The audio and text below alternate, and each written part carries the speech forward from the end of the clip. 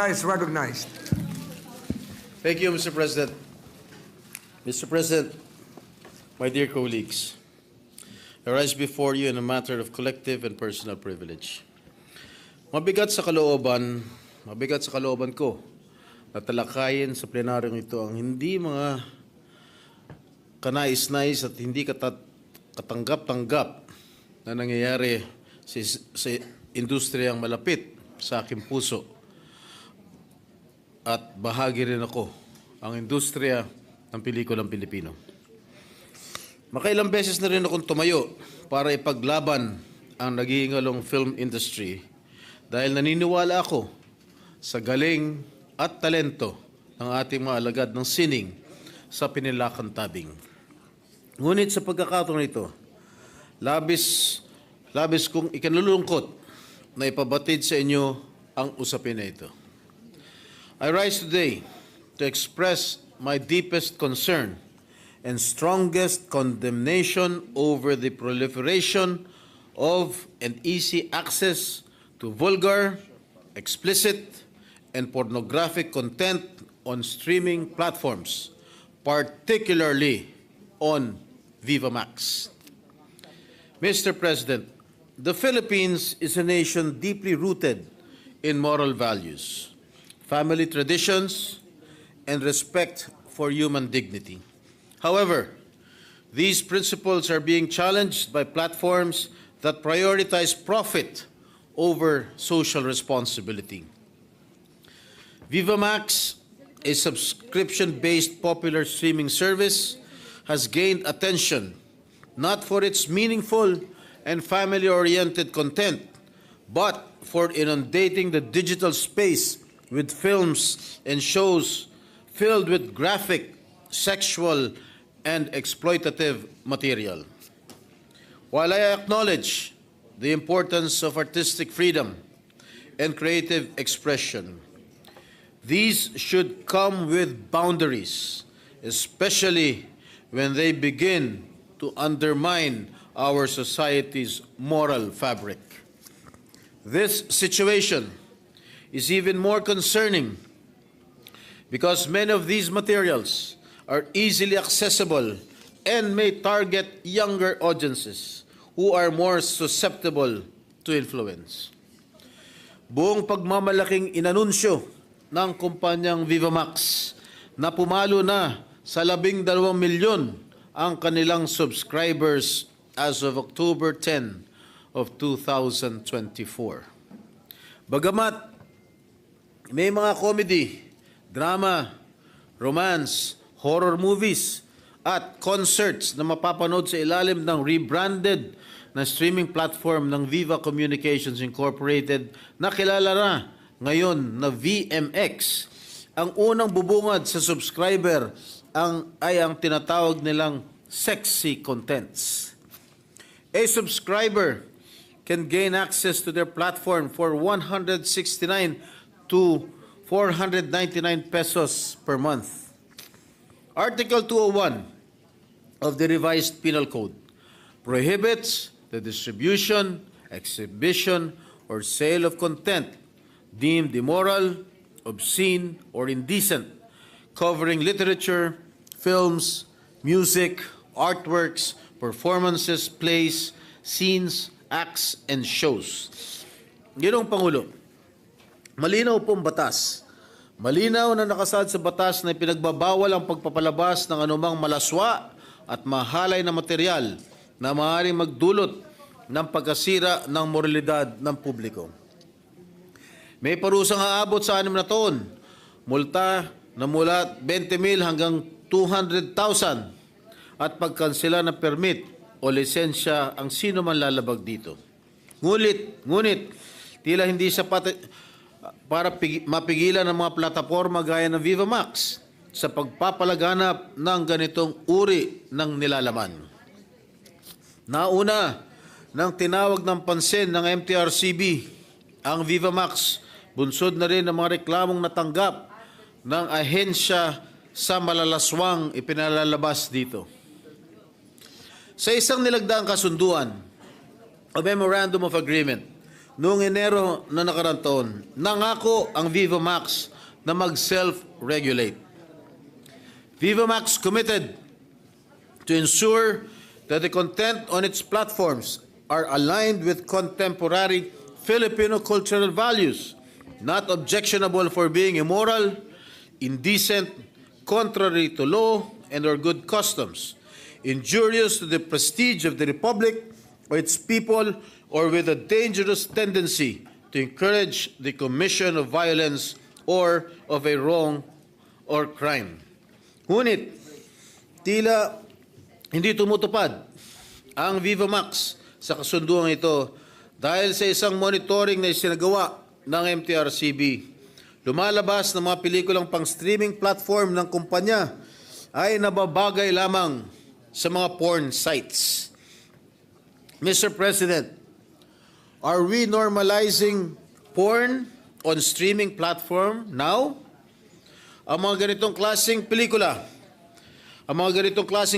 ba ang magsasalba sa ating industriya, sa industriya ng pelikulang Pilipino?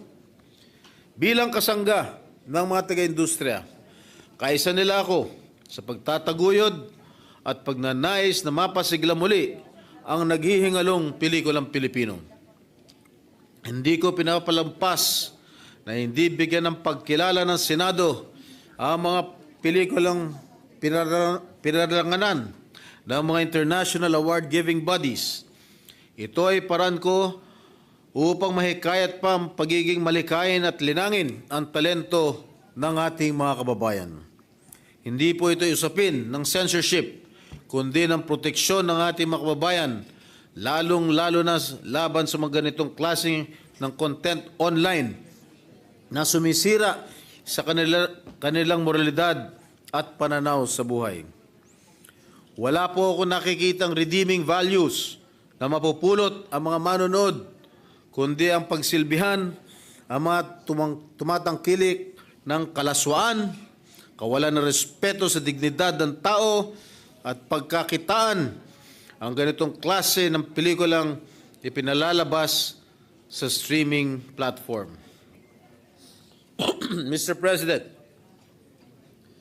ang binabayad lang po sa mga artistang gumaganap dyan sa Viva Max, lalong-lalo na po yung mga kababaihan, ay balita ko, umigit kumulang lang ng 15,000 pesos per day. Paghuhubad ka na kung ano-ano pa gagawa sa iyo ng direktor. They are exploiting our women, Mr. President. The normalization of such content erodes the fundamental principles of respect, decency, and empathy, which are essential for individual well-being and social cohesion. As consumers of digital content, we must be vigilant and discerning about what we watch and share. Content creators must likewise recognize their responsibility in shaping public discourse and cultural norms. Bago po ako magtapos, tulad nga ng sinabi ko kanina, 15,000 lamang po ang binabayad kapalit ng pagbilad ng kanilang katawan sa harap ng kamera. 15,000 pesos kada araw at sa loob ng 2 araw ay makakagawa na sila ng isang full-length movie para sa streaming platform. Kaya hindi nakakapagtaka na madali silang makapag-produce ng ganitong klase sa loob ng maiksing panahon. Muli, Ginoong Pangulo, nais ko na bigyan ng din na sa pagtayo ko dito, sa plenaryong ito, sa usaping ito, hinding-hindi ko hinahadlangan ang pagiging malikhain ng mga alagad ng sining. Naninindigan ako upang bigyan ng wakas ang ganitong uri ng kabuktutan sa ngalan ng ating mga kabataan, pamilyang Pilipino at ng ating inambayan. Maraming salamat po, Ginoong Pangulo. Majority Leader. Mr. President, Senator Joel Villanueva is seeking the floor and move that he be recognized. Senator Villanueva is recognized. Thank you very much, Mr. President, Majority Leader. May we know, Mr. President, if our good Senate President Pro Tem, Senator Jinggoy Estrada, would yield to some clarificatory questions coming from this representation, Mr. Gladly, Mr. President. Mr. President, at the onset, may I just put into the records of this August chamber my sincerest thanks and gratitude to our dear colleague, who is not only a colleague of ours here in the Senate, but also who hails from the industry na malapit po sa kanyang puso, sa industriya ng pelikulang Pilipino. Bihira po sa mga nakikita natin ngayon sa industriya ang may ganitong karakter para i-expose, Mr. President, ang ganitong uri ng mga bagay na tinatouch, Mr. President, yung napakahalagang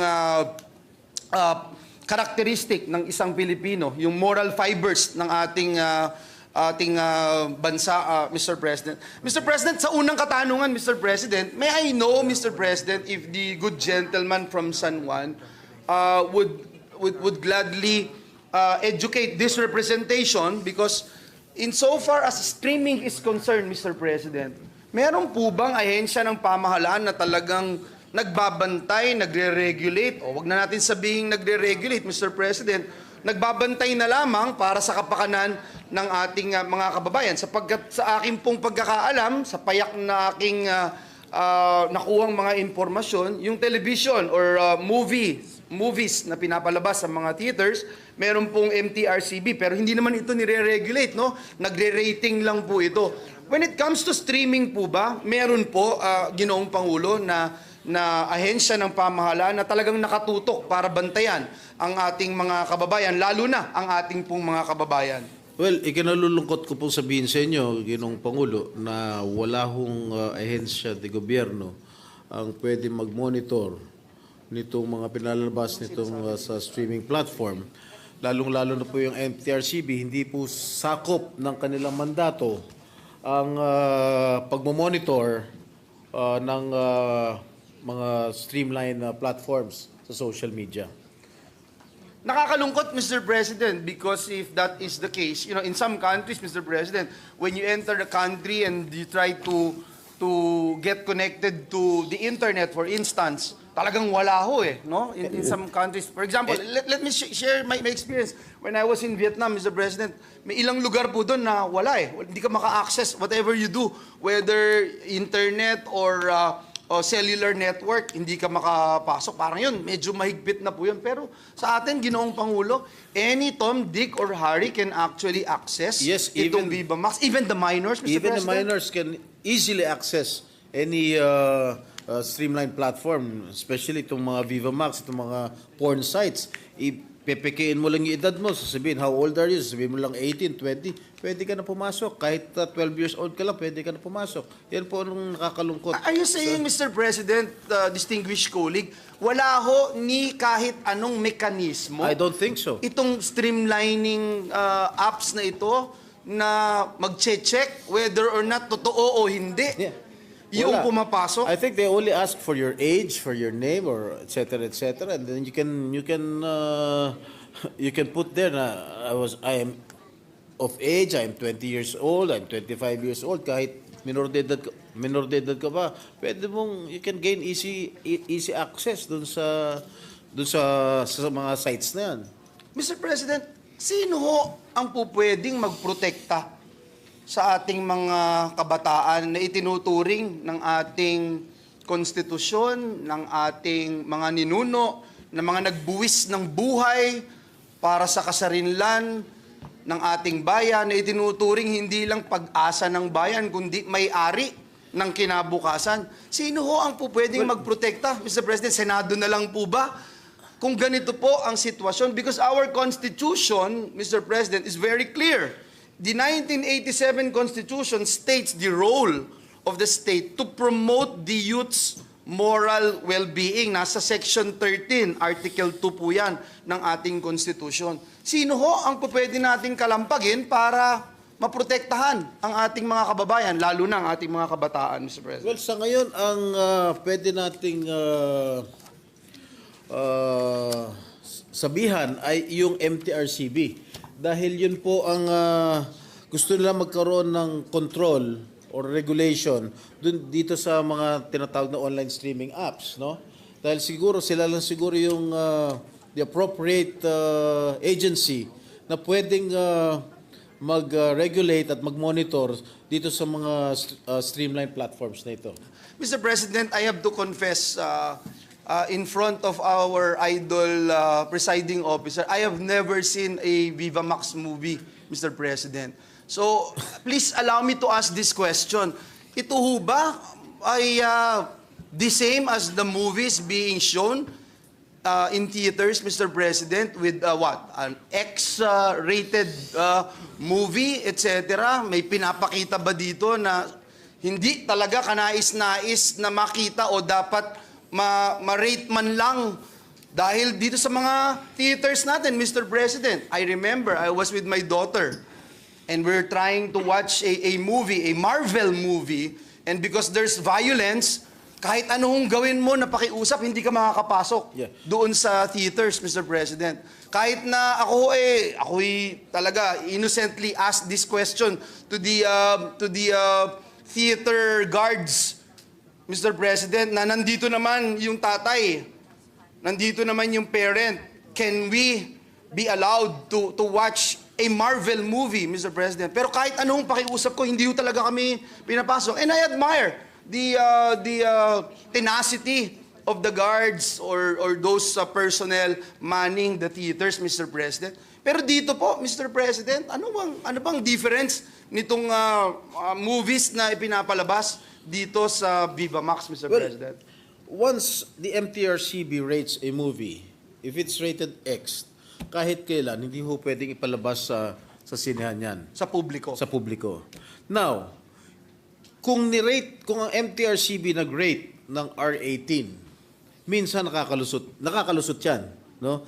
But of course, the movie owners are very strict. Kailangan siguro hingin ID na above 18 years old ka. Pero ano nangyari doon sa isang pelikula, I forgot what movie that was. Mr. President, may araro kayong pinakitang... Unang tikim ba yun? Unang whatever? Unang tikim. Nakalusot sa isang sinehan na nirate ng MTRCB na R18.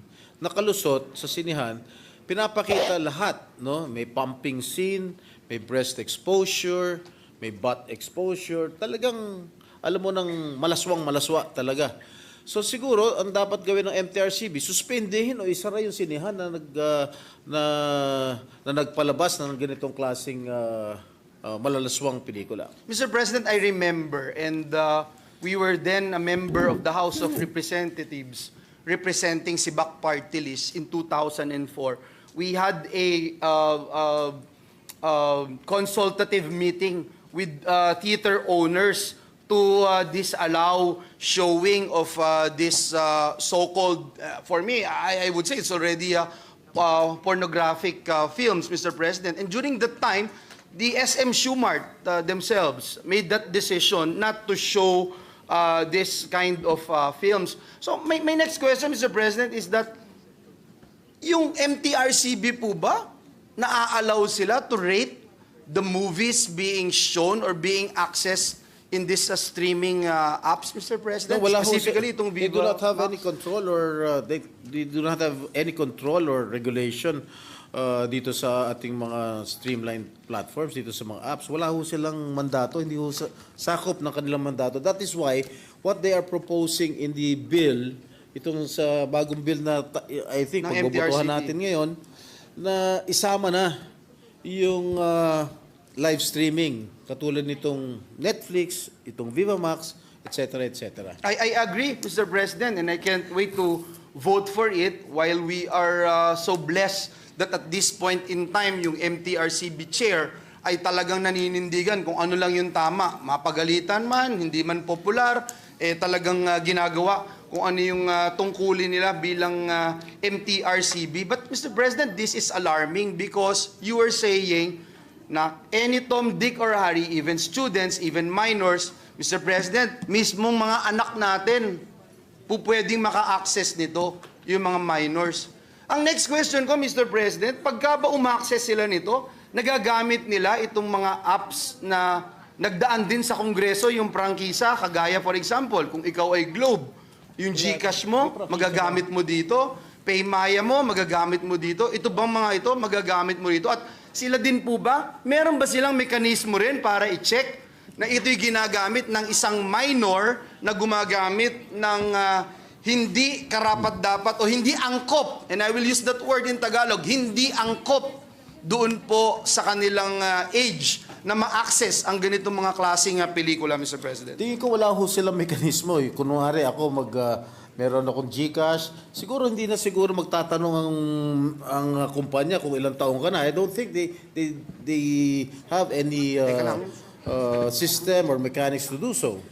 No, palagay ko wala ho silang paraan para i-monitor kung minor de edad ka ba o sapat ba edad mo para makanood nitong mga applications nito. Nakakalungkot, Ginoong Pangulo, sapagkat kita-kita na lang talaga pala. Yung gano'n na lang ba yung sinasabi natin dito, Mr. President? Basta That's how it is, kumikita. Mr. President. Kita-kita na lang.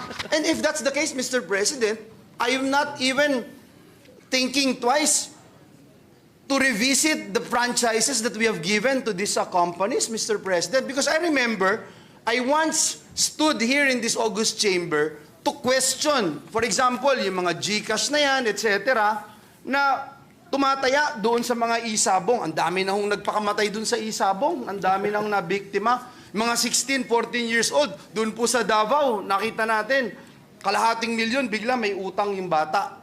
Bakit? Hindi kasi na-check Nakakapagtaya na po sila. Ngayon, Mr. President, kung ganun po, dapat siguro, would you agree with me na i-revisit natin yung mga prangkisa na ibinibigay natin doon sa mga kumpanya na pinagkakakitaan ito sapagkat nung time na diniscuss natin yung kanilang mga prangkisa, wala pong mga ganito na mekanismo. Wala rin pong ito, Mr. President, na discussion as to whether or not they can actually use this to gamble, to pay for live streaming or streaming apps na kung saan nagpapakita ng mga malalaswang pelikula na na-access din ng mga minor de edad, Mr. President. Well, I strongly support you. I do not have any quarrel with that. I do not have any objection with that. But I just would like to remind the good gentleman, ito mga GCash, Globe, Smart, ito lang yung it is just means to pay the subscription of this particular application, katulad nga nitong Viva Max, itong kung mga isabong na ito. But of course, I will in due time I will support your proposal, Mr. President. Thank you, Mr. President. For me, it's just that we feel that there is some sort of responsibility we are giving to these companies. Hindi naman pwedeng absolute yung ibinibigay natin na kapangyarihan na you can do whatever you want. In fact, Mr. President, I am about to defend the franchise of Meralco today, supposed to be. And that's been my principle, Mr. President. We cannot allow creeping franchises to be given to any Tom, Dick, or Harry na wala ng responsibilidad. Mr. President, before I go to another topic, I can see Senator Pia Cayetano on the rostrum. I think she's seeking the floor, and I'm more than willing to yield for her intervention, Mr. President. But before I recognize the Senator Pia Cayetano, I would like to remind the good gentleman that the Speaker pro tempore that if at the meantime that the MTRCB is not yet equipped with that kind of mandate, siguro we tap the PNP and the NBI right away para mabigyan kaagad ng action itong problema na ito, because this really nakakatakot ito. Our values are being attacked by this kind of business. Siguro pwede na siguro natin i-remind ng PNP na do their mandate. They have their cybercrime, anti-cybercrime group or whatever units under the PNP who has the capacity to react on this kind of crime. If this is a crime, because we know pertinent laws are being violated by this particular business. Yes, Mr. President. Once the majority leader refers this my privileged speech to the appropriate committee, then we will have to discuss it in the committee level, Mr. President. Thank you, Senate President Pro Tempore. And I would like to recognize Senator Pia Cayetano. Thank you. With the permission of the gentleman, I just was listening to the exchange, and I'd just like to share my input. I believe this discussion that involves the payment vehicles is important to not just take note of, but to highlight. For how many years, maybe, I don't know, a decade or so, all of these new kinds of companies, new because they're now digital, everything that has to do with online, they hide behind the cloak of, but di na namin sagot yan, hindi na kami yan, you know? And now, Mr. President, it is very possible for all of these companies to somehow just have a restriction on the payment to these companies that are not child-friendly. It's as simple as that. It's so simple. And if they refuse to do that, then we should, if there is not enough laws that restrict or penalize them, then we should penalize them. It is not that difficult for them to say na GCash payments can be made here but cannot be made to online gambling. The former majority floor leader will recall that we were both very, very against the sabong. And these are the vehicles that were being used. Okay lang sa kanila na may nagpapakamatay. Okay lang sa kanila na nalunlun sa utang ang pamilya dahil may na-addict sa online sabong na yan. So kung okay lang pala sa kanila, edi parusahan natin sila kasi nakakasira nga sila ng not just our values, no? Because yes, it's our values, but there are consequences. And the consequence is if you allow your company, your method of payment to be used in a way that we have already prohibited, then penalize them. So yun lang naman din ang sa akin. I join the gentlemen in their concern. And I will add my advocacy to it. Yan din ang ginagamit ng mga bata para bumili ng vape na bawal sa kanila. Bawal. Tapos nandun din online. So it's the same. It's just a different product. I'm about to go But there. It's the same. It's the same. It's just a different product. And all of these companies are empowering the youth to buy these products, these services that should be prohibited. It has become easier, and let's not deny that there are services na nakakabuti. Pero yung hindi nakakabuti, di iban. Hindi mahirap yun. Nagpapalusot lang yung mga yan. Kung sabihin nilang, hindi pwede, pwede. Kung gusto nila, if there's a will, there's a way. Yun lang po, Mr. President. Thank you, Madam Senator from Taguig. Before that, if I may, I just received information that if you are a Globe user and if you will access dito sa mga porn sites, YouTube for X-rated contents, they will already block the Globe user for accessing yung mga porn sites. So siguro dapat itong Smart, itong mga ibang, itong Paymaya, mga Visa credit card, Master credit card, siguro they have to follow suit. So that's the question. What is the definition of porn? What is soft porn? What is medium porn? What is a little bit porn? I want to have the Yes, yes, yes. definition. Because madali sigurong sabihin na binlock yung porn na porn. What is the definition? siguro, Pakitanong na rin. Well, siguro we will have to define it probably.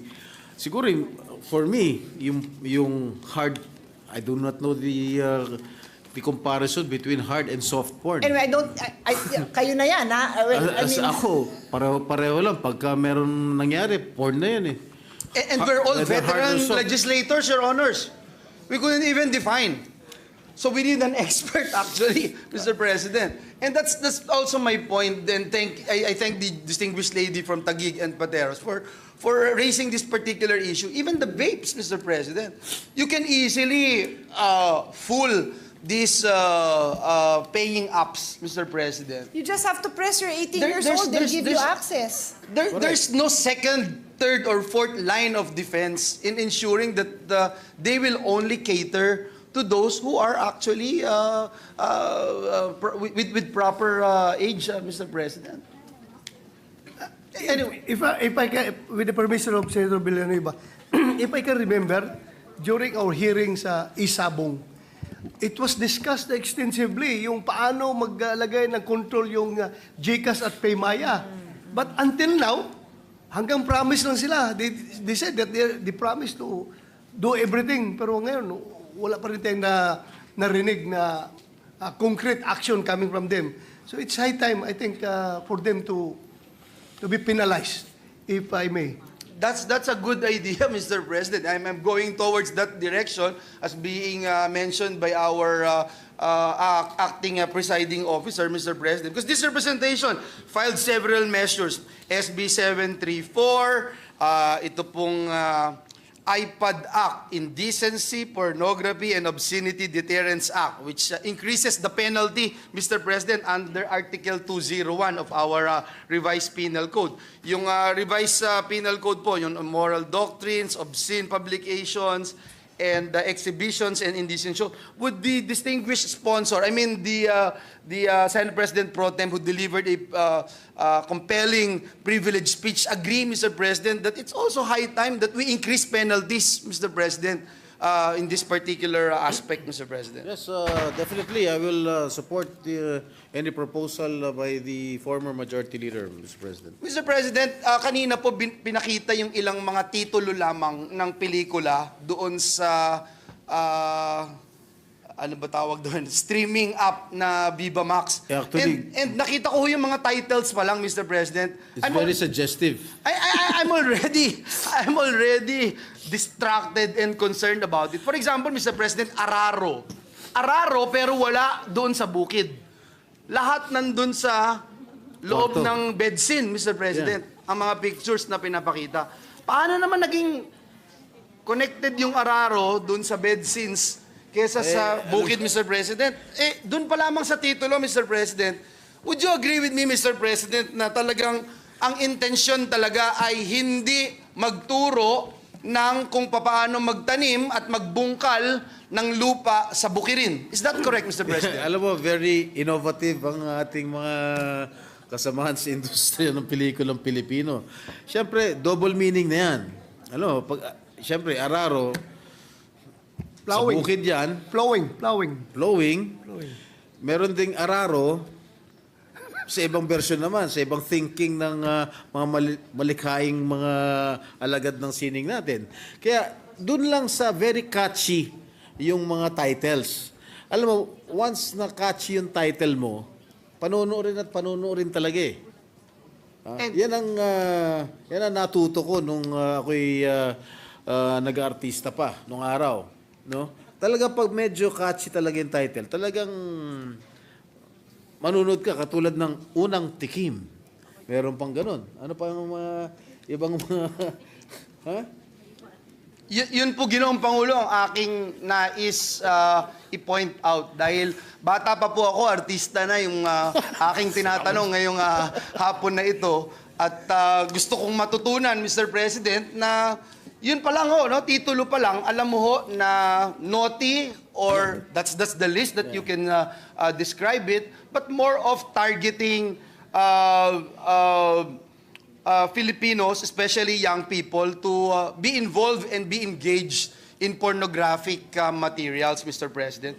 One last thing, Mr. President, before I leave this interpellation, Mr. President. The gentleman who is a former chairperson of the Senate Committee on Labor made mention about the possibility of violating a lot of labor laws. He made mention about 15,000, Mr. President, pero papakita lahat. Meron po bang nagawa ang ating Department of Labor and Employment para inspeksyonin ang set nito as mandated by our laws, Mr. President, whether you talk about occupational safety and health standards at iba pang mga batas na ating ipinasa dito sa Senado, meron po bang nakukuha na Pag-ibig o PhilHealth itong mga mga aktor, mga cameraman, mga utility guys ng mga gumagawa ng ganitong klaseng pelikula, Mr. President? Sigurado ako, Ginoong Pangulo, wala ho sila natatanggap na benepisyo, pribileyo, dahil per day po ang bayad sa kanila. Wala ho silang kontrata. So, siguro 101% ako, they do not receive any privileges or any benefits coming from dito sa mga nabanggit nyo, Ginoong Pangulo. Wala hong pag-ibig, Walang pag-ibig. walang Nothing. PhilHealth, etc. Wala ho. So, Mr. President, again, glaring, in your face violations itong ating na-unearth ngayon, lalo na sa labor laws na ating mga ipinasa dito sa bulwagang ito, Ginoong Pangulo. And so we call on also our friends from the Labor Department to look into this. Baka may mga hindi lang karapatang pantao yung na-violate doon po sa paggawa ng pelikulang ito, kundi yung karapatan bilang isang manggagawa ay na-violate din. So, Ginoong Pangulo, magwawakas po ako by saying, Mr. President, that this is such a sad incident na nangyayari, Mr. President, dito sa ating bansa. Nakakalungkot habang pina-flash po dyan sa screen yung mga hindi ko maintindihan ang mga titulo, Mr. President. Ngunit ang para ho sa akin yung paglabag sa karapatan ng ating mga kapwa Pilipino, lalo na sa ating mga kababaihan, paglabag din at pag-abuso doon po sa karapatan ng ating mga kabataang Pilipino na inaasahan natin na mga susunod na leader ng ating minamahal na bayan. Maraming salamat, Ginoong Pangulo. Maraming salamat sa ating Senate President Pro Tem, Senator Jinggoy Estrada. Thank you, Mr. President. Thank you, Senator Villanueva. I just like to add, itong mga naka-flash sa screens nitong mga pelikula, alam mo, once you are a Viva Max subscriber, pwede mo na ma-access lahat yung mga movies sa kanilang application, including yung mga sexy movies. Sa akin lang, sana meron another layer of security when the subscriber is accessing itong mga sexy movies na ito. Siguro, ibang bayad or dapat mas stringent ang kanilang requirements. Or siguro, hanapan sila ng ID kung talagang duda sila na minor itong mga nanonood. Yun lang po, Ginoong Pangulo. Thank you, Mr. President. Thank Thank you. you, Senator Joel. Majority Leader?